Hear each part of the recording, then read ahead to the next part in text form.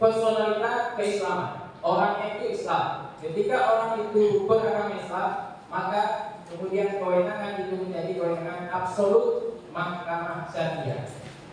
Tapi kalau seandainya mereka non-muslim, maka itu menjadi kewenangan absolut dari pengadilan negeri, bukan di kita. Karena mereka menggunakan hukum yang berbeda, itu hukum perdata, berbeda dengan kita. Kita memang masih menganut bukan masih ya, akan tetap sesuai dengan aturan yang diatur oleh Allah Subhanahu wa taala, Rasulullah SAW. Kemudian juga ada perkembangan nantinya akan kita bahas dalam slide selanjutnya terhadap kewarisan yang mungkin akan agak berbeda dengan yang telah kita pelajari selama ini. Dalam positifnya, hukum positif kita ada sedikit perubahan. Bapak Ibu dirahmati Allah Subhanahu wa taala, ada juga nanti kewenangan yang namanya kewenangan relatif. Jadi kewenangan itu terbagi dua. Kalau di dunia peradilan ada ada kewenangan absolut, itu sesuai dengan jenis perkara. Misalnya perkara waris ketika dia Islam, itu kewenangan absolutnya mahkamah. Tapi ada satu lagi kewenangan relatif. Itu kewenangan relatif itu sesama pengadilannya. Artinya ketika misalnya suatu perkara itu terjadi, ataupun kalau dalam hal ini objek sengketanya itu ada di daerah Lamsa, maka itu menjadi kewenangan mahkamah syariah Lamsa. Kalau objeknya itu ada di ID, maka itu menjadi kewenangan MSI. Kalau di Kuala Simpang, itu menjadi kewenangan Kuala Simpang. Jadi itu yang kewenangan relatif namanya. Sama-sama mahkamah, tapi dia berbeda wilayah yurisdiksinya. Jadi yang membedakannya itu wilayahnya, bukan jenis perkara. Jadi nanti kalau misalnya ada masyarakat yang bertanya, ini saya punya masalah seperti ini perkaranya kemana? Oke, Bapak Ibu bisa menyampaikan tentang hal ini. Kalau misalnya tentang perceraian, itu di mana si istri berdomisili, itu aturannya. Kalau misalnya tentang perceraian ya, di mana istri berdomisili, maka disitulah menjadi kewenangan relatifnya daerah tersebut. Tapi tentang absolutnya, ketika dia beragama Islam, maka menjadi kewenangan mahkamah. Kalau dia non-muslim, maka pengadilan negeri tempat mereka untuk bercerai. Jadi kira-kira seperti itu ya, yang dimaksud dengan kewenangan absolut dan kewenangan relatif di dunia peradilan. Untuk kewarisan itu absolutnya adalah mahkamah syariah dalam.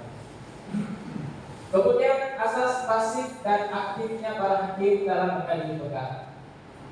Pada dasarnya Bapak Ibu, mahkamah itu, pengadilan itu, dia bersifat pasif.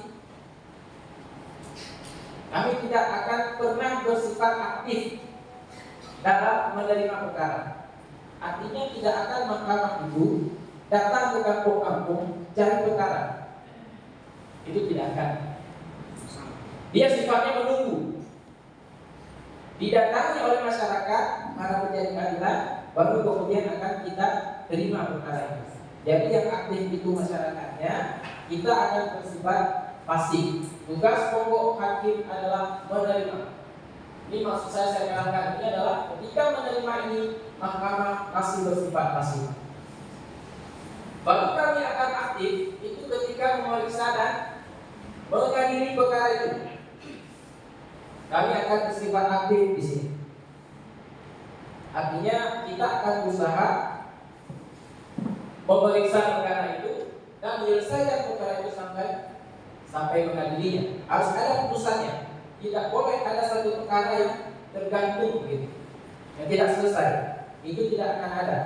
Harus selesai dan putusannya itu bermacam-macam ya. Bisa jadi misalnya dikabulkan gugatannya atau bisa ditolak gugatannya, tidak diterima gugatannya, dicabutkan, nanti semua harus melalui putusan oleh hakim. Ketika perkara itu sudah masuk ke dalam register perkara di Mahkamah Syariah.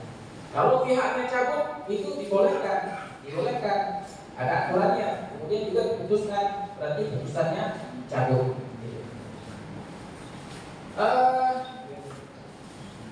Jadi itu prinsipnya. Makanya mungkin dalam hal ini kerjasama dari Bapak Ibu yang langsung berhadapan dengan masyarakat ini sangat dibutuhkan, ataupun kita bisa sangat sangat mengapresiasi seandainya perkara ini tidak sampai ke mahkamah.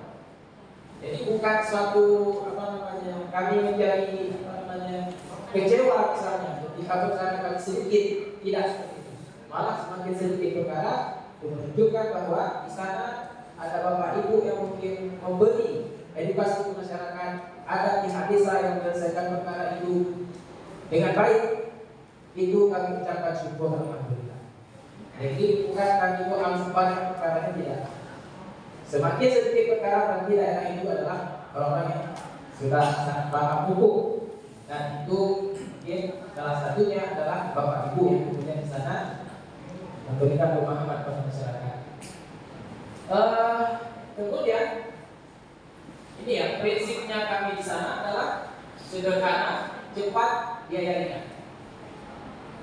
Sederhana, cepat, biaya ringan. Jadi kalau ada perkara yang lama-lama itu tidak sesuai dengan prinsip peradilan, harus cepat. Hasilnya apa nanti?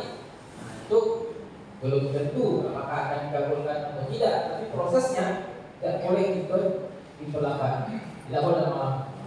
Kemudian biaya ringan.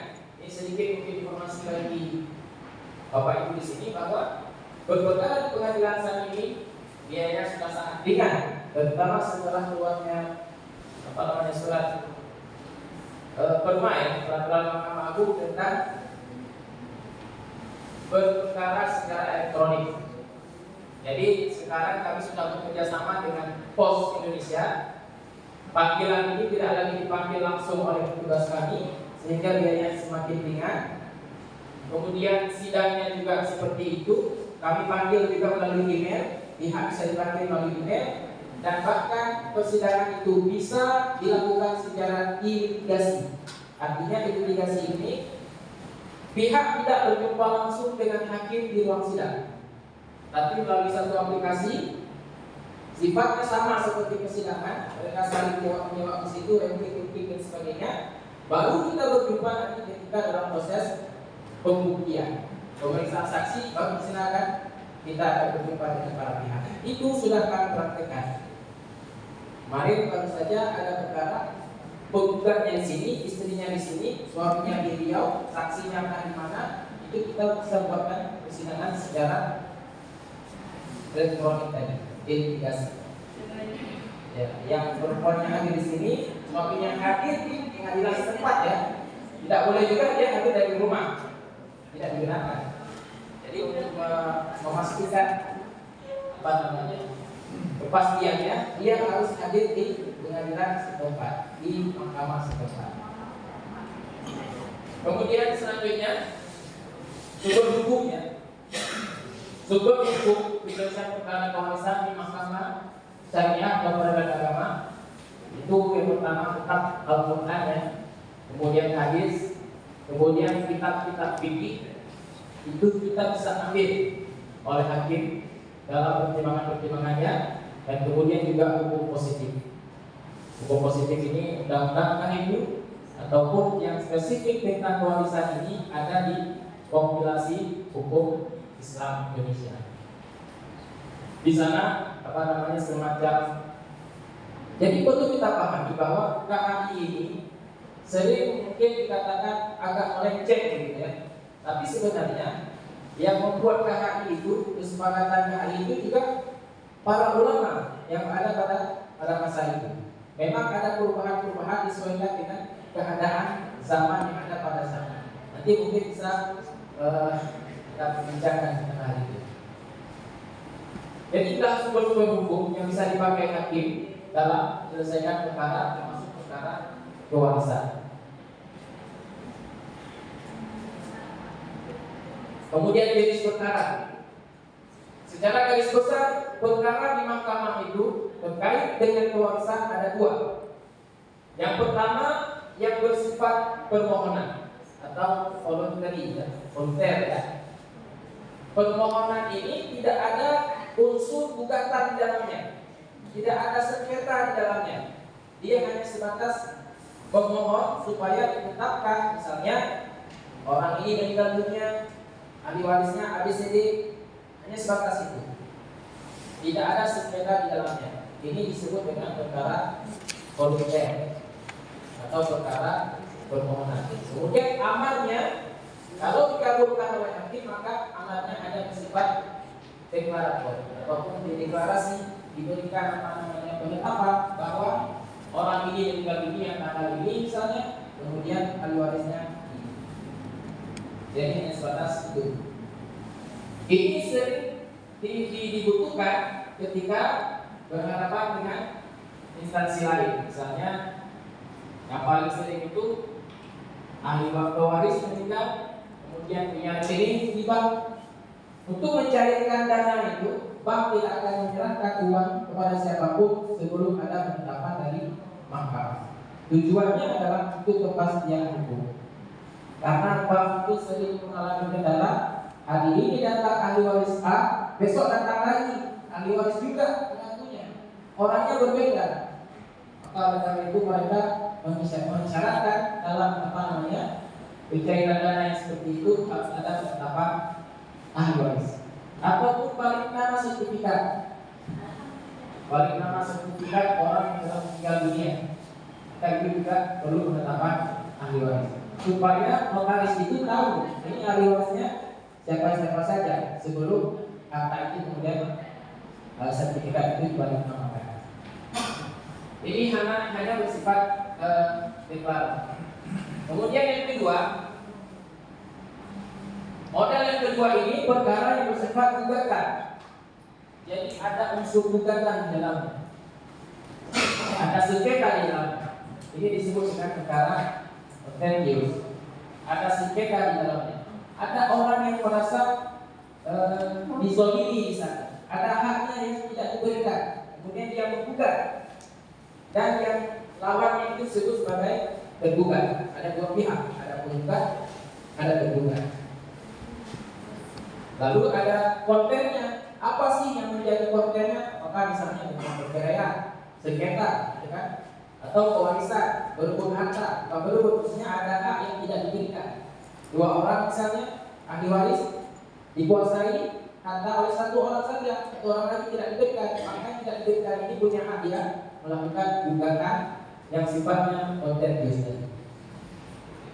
Kemudian amannya itu dia bersifat deklarasi.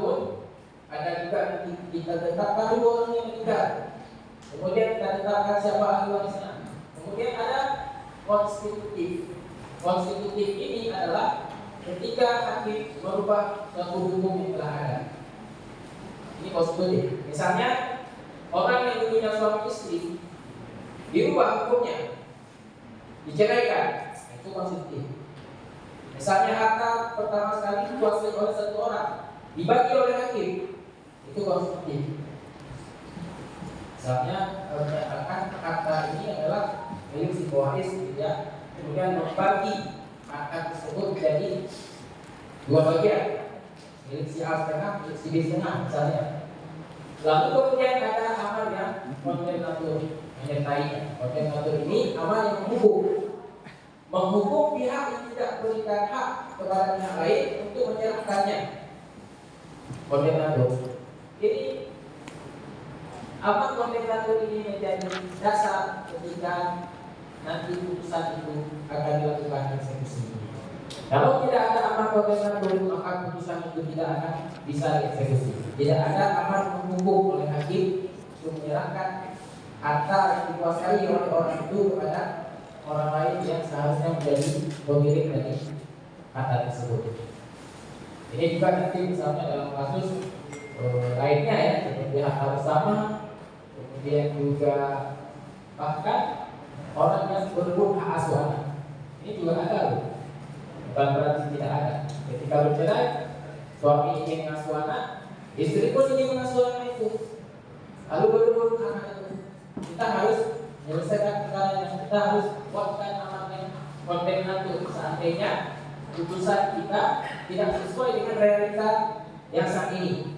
Misalnya anak dikuasai oleh ayah, ternyata putusan kita anak itu ke ibu, maka itu harus ada amat konten. Kalau anak itu tidak diserahkan nantinya oleh ayah ke ibu setelah putusan kita berkekuatan hukum, maka anak itu bisa dieksekusi. Artinya diambil paksa dari si ayah diserahkan kepada si ibu. Jadi mungkin ini agak melebar dari kewarisan. Artinya saya ingin menjelaskan tentang amat konten ini. Kemudian datang perkara waris di kita. Ini bisa kita lihat yang banyak itu adalah perkara volunter, perkara yang sifat permohonan. Karena saat ini bahkan dengan dana sedikit saja mereka tetap meminta penetapan ahli waris itu, karena menghindari tadi uang 15 juta minta juga minta ahli waris, 10 juta mereka juga minta. Tapi dari kepastian hukum ya kita harus terima dan mahkamah tidak boleh menolak perkara. Ini tahunnya. Kemudian ini yang perkara yang kontentius.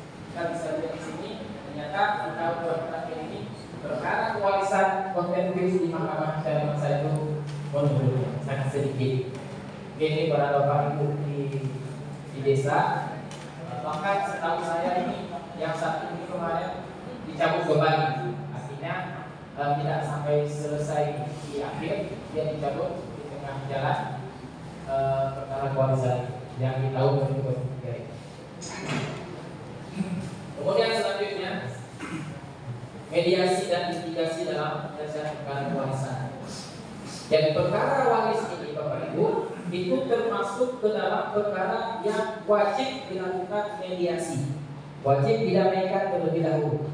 Maka tidak sah suatu putusan seandainya tidak dilakukan proses mediasi oleh mediator yang ada di pengadilan di mahkamah. Jadi ini wajib sebelum dilanjutkan secara persidangan, secara litigasi. Jadi sebelum mereka jawab sebelum pembuktian dan sebagainya, maka mereka akan diarahkan untuk melakukan mediasi. Seandainya dalam mediasi itu ditemui kesepakatan, maka itu kesepakatan itu sifatnya sama persis dengan putusan hakim. Kekuatan hukumnya sama persis dengan putusan hakim. Tetapi kontennya, isinya itu bukan dari hakim. Kalau seandainya kesepakatan damai ini, orang didamaikan, kemudian mereka sepakat, misalnya rumah ini untuk kamu, ini tanah ini untuk kamu. Walaupun mungkin tidak sama nilainya, tapi mereka sepakat, hakim tidak akan ikut campur. Hakim tidak akan ikut campur. Dia akan mengambil kesepakatan itu, tanpa tadi itu, persis seperti itu. Kemudian itu akan berkekuatan hukum sama dengan putusan hakim. Tidak akan diotak atik sama sekali ketika itu sebuah kesepakatan. Jadi mungkin ini juga perlu pemahaman masyarakat bahwa tidak semua putusan di pengadilan itu adalah hasil ditentukan oleh hakim. Bisa juga dia berasal dari kesepakatan para pihak itu sendiri. Ketika mereka mau berdamai di sana, ada kesepakatan. Lalu kemudian bila tidak berhasil didamaikan, sudah disahkan perdamaian sesuai dengan aturan Mahkamah Agung ini, peraturan Mahkamah Agung nomor 1 tahun 2016, tidak juga berhasil didamaikan, maka kemudian baru akan diperiksa secara litigasi, secara persidangan. Dan ini nantinya hakimnya yang akan menuntut baru. Artinya pertimbangan itu sudah di tangan hakim, tidak lagi pihaknya. Pihak cuma kewajiban yang membuktikan dari gugatannya, kemudian yang membantah itu membuktikan bantahannya, kemudian hakim akan mengambil kesimpulan dalam putusannya dan akan ditentukan baru dan kemudian akan berkekuatan hukum. Kemudian dalam pelaksanaan putusan, kalau seandainya sudah ada putusan hakim, sudah ditetapkan seperti seperti apa pembagiannya dan sebagainya, tidak juga dilaksanakan seperti tadi, tidak dilaksanakan, maka itu bisa dilakukan eksekusi. Siapa yang mengajukan? Ya pihak yang merasa belum diberikan haknya. Kalau tidak diajukan, mahkamah tidak akan ikut campur. Kembali lagi sifat mahkamah itu pasif. Jadi kami tidak lagi setelah kami putuskan misalnya ada orang yang tidak diberikan haknya oleh lawannya tadi, padahal putusan sudah ada, kami tidak akan cari tahu lagi apakah sudah diberikan atau belum. Itu kami akan berdiam diri. Kapan kami tahu? Kalau kemudian mereka datang, oh kami belum diberikan haknya ini Pak, kita eksekusi, ajukan eksekusi. Lalu kita akan kemudian melakukan yang namanya anmani.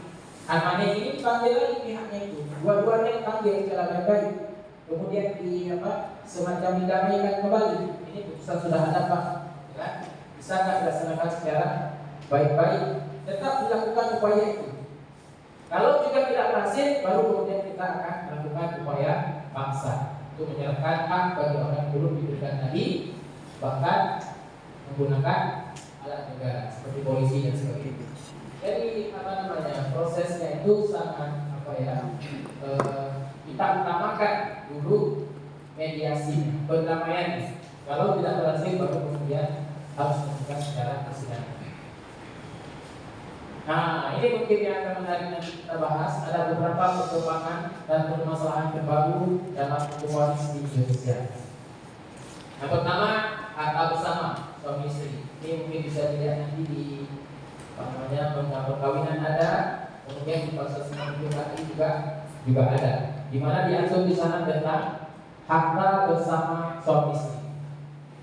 Harta bersama, Bapak Ibu, itu adalah kalau orang bisa sebut harta bodong ini, ada juga yang menyebut harta seharkat yang kan?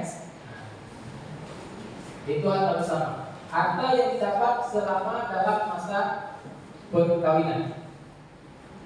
Harta yang didapat selama dalam masa perkawinan itu disebut harta bersama. Tapi kalau seandainya masing-masing bawa harta sebelum perkawinan, maka itu disebut harta bawaan. Misalnya istri dapat waris dari orang tuanya, itu harta bawaan, bukan harta bersama. Bagaimana perlakuannya terhadap harta bersama? Kalau orang bercerai, baik hidup ataupun mati cerainya, maka dibagi dua terlebih dahulu. Kalau bahasa KH itu separuh. Jadi dibagi dulu, kemudian yang menjadi hak si pewaris baru kemudian dijadikan sebagai harta waris. Misalnya istri meninggal duluan, kan? Suami masih ada.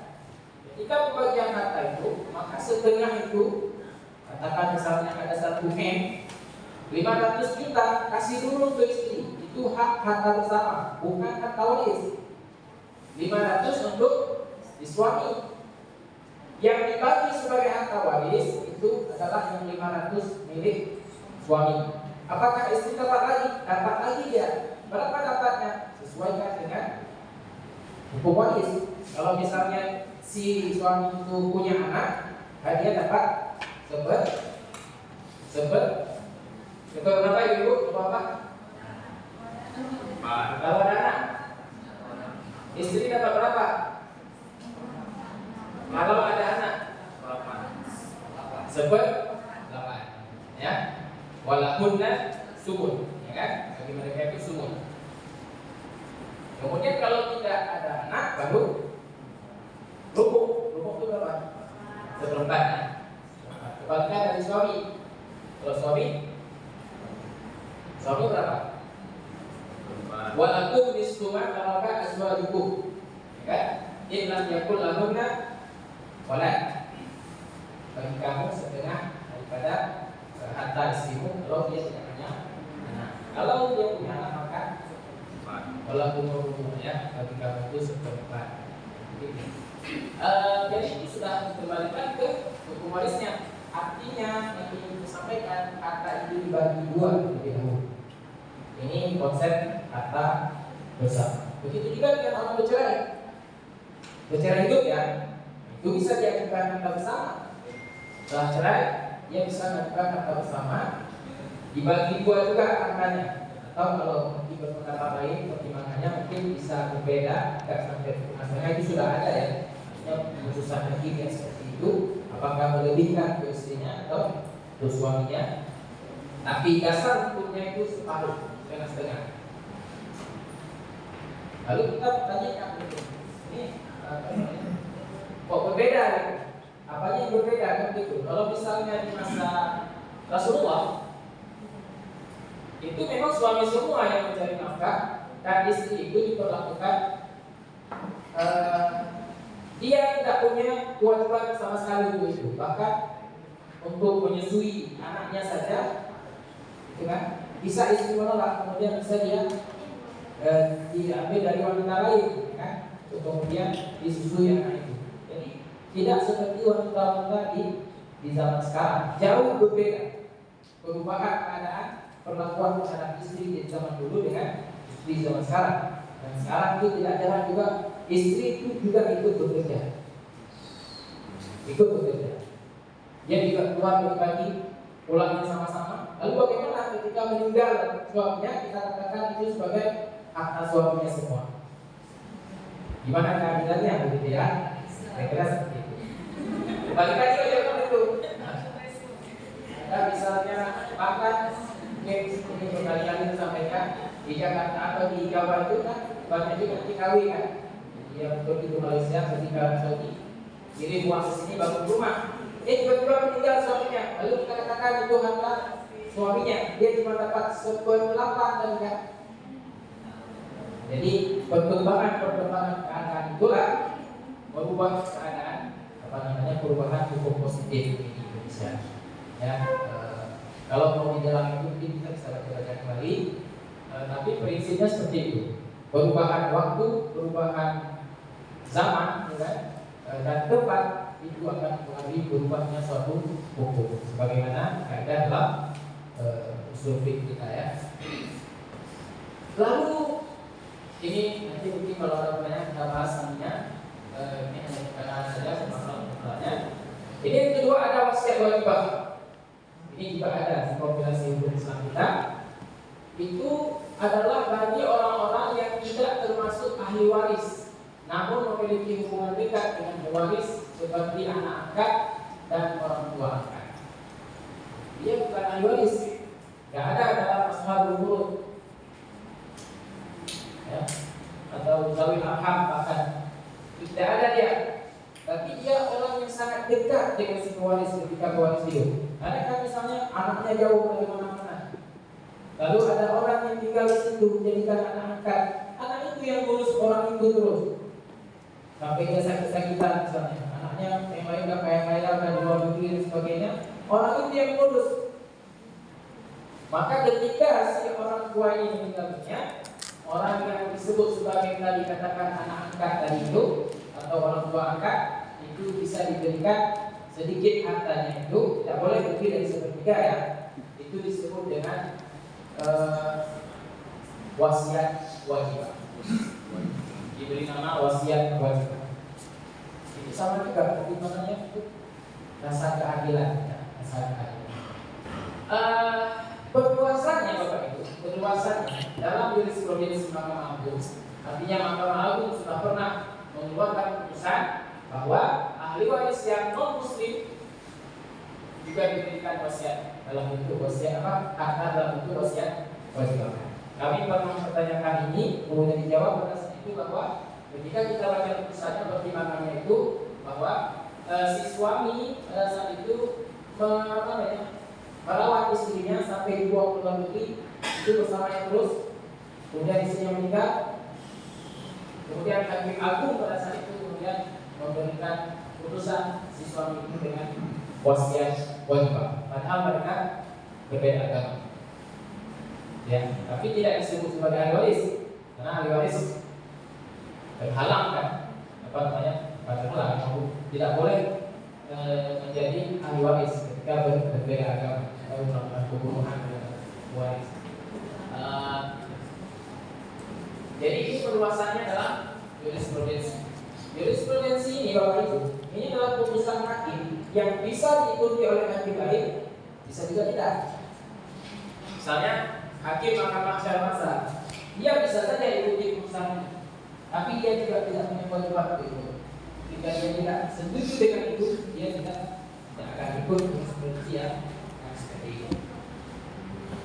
Itu ya. Lalu kemudian ahli waris pengganti bagi ahli waris yang telah meninggal sebelum pewaris meninggal dunia. Ini kalau istilah kita mudahnya itu kan patah tubuh. Pak Ibu tahu ya patah tubuh? Enggak tahu ya. Patah tubuh. Patah itu kan bahasa Aceh ya. Tubuh itu apa ya? Jembatan. Ada istilahnya di kita itu belum dikawal patah dalam masalah kewarisan. Bagaimana dikatakan patah tubuh? Ketika si ahli waris meninggal terlebih dahulu sebelum meninggalkan pewaris. Contoh, ya, contoh seorang ayah, ya kan, punya anak ABC, ya, ayah punya anak ABC. Kemudian si anak yang A ini meninggal duluan dia sebelum ayahnya meninggal. Maka ya, ketika ayahnya meninggal, si A ini tidak dihitung lagi sebagai ahli waris. Walaupun dia punya anak, anaknya itu tidak dapat apa-apa. Cucu dan si kakek tadi itu tidak dapat apa-apa. Semua diambil oleh mama-mamanya. Anak-anak langsung dari si kakek. Dan kami ibu ya, bapak ya. Ini saya pakai ini bisa.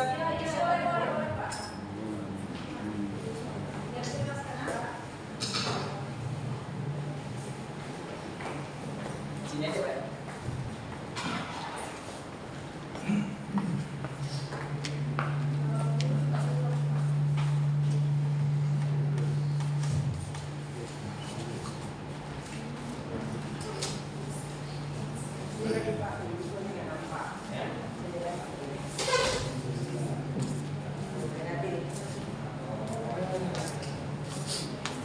Jam-jam rawan nih setan menggoda mata.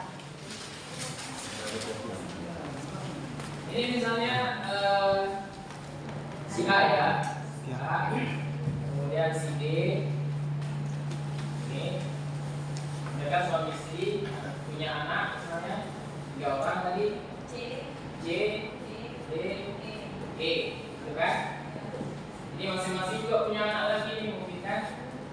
Punya anak lagi. F, G, H, I, gitu ya. Coba ya. Nah, ketika si C meninggal, ini katakan meninggal, ibunya akan meninggal duluan mungkin. Dia meninggal terlebih dahulu sebelum meninggal si A. Ini dia meninggal nih. Jadi sebelum meninggal si A. Kan? Yang dia tinggalkan siapa berarti waktu itu? F, G, kan? Kemudian A, ayahnya. Kan begitu? Dia anak-anaknya ini dapat, kemudian ayahnya juga dapat, gitu kan? Ketika dia meninggal. Ketika dia meninggal, ini kan belum meninggal tadi. Ketika dia meninggal, ini belum meninggal kan? Maka istilah patah tubuh itu anak-anak ini tidak dapat apa-apa dia, patah dia di sini. Karena si C ini sudah meninggal, dia tidak lagi sebagai ahli waris.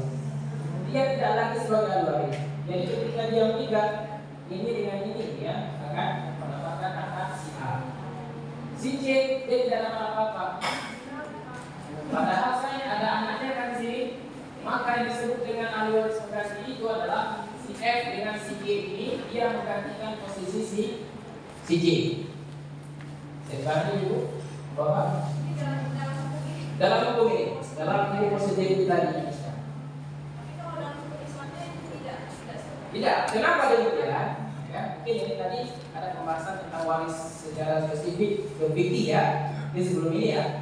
Karena kan syarat dari pembagian warisan adalah yang pertama si pewaris ini harus meninggal dulu kan?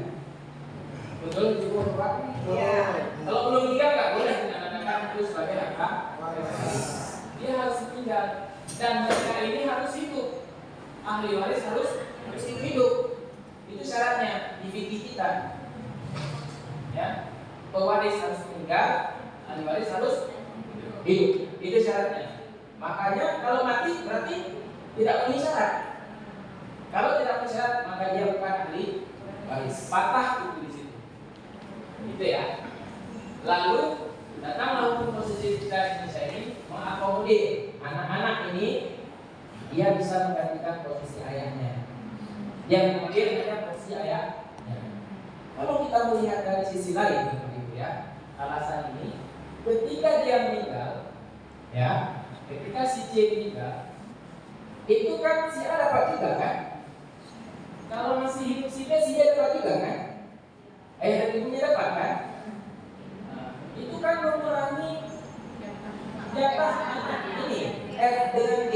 Tapi kenapa ketika kakeknya meninggal dia malah nggak dapat apa-apa lagi? Ya, dia malah nggak dapat apa-apa. Setelah ketika ayahnya meninggal, si kakek dapat dia. Ya, nenek dapat dia. Tapi ketika ayahnya meninggal,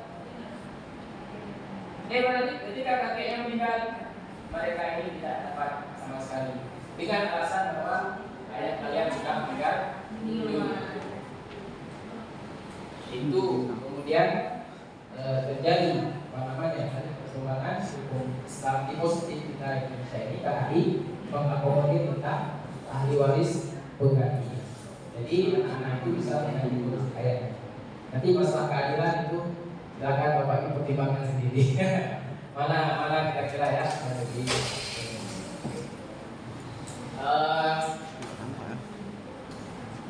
jadi itu ahli waris pengganti ya.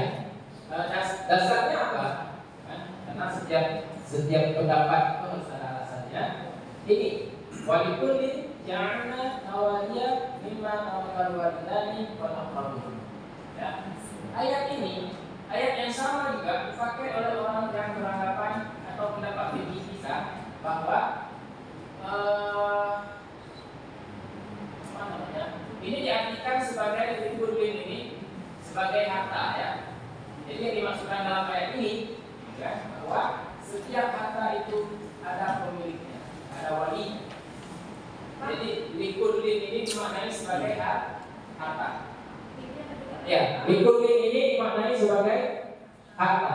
Sehingga maknanya adalah bagi setiap harta peninggalan dari harta, gitu kan, yang ditinggalkan Bapak Ibu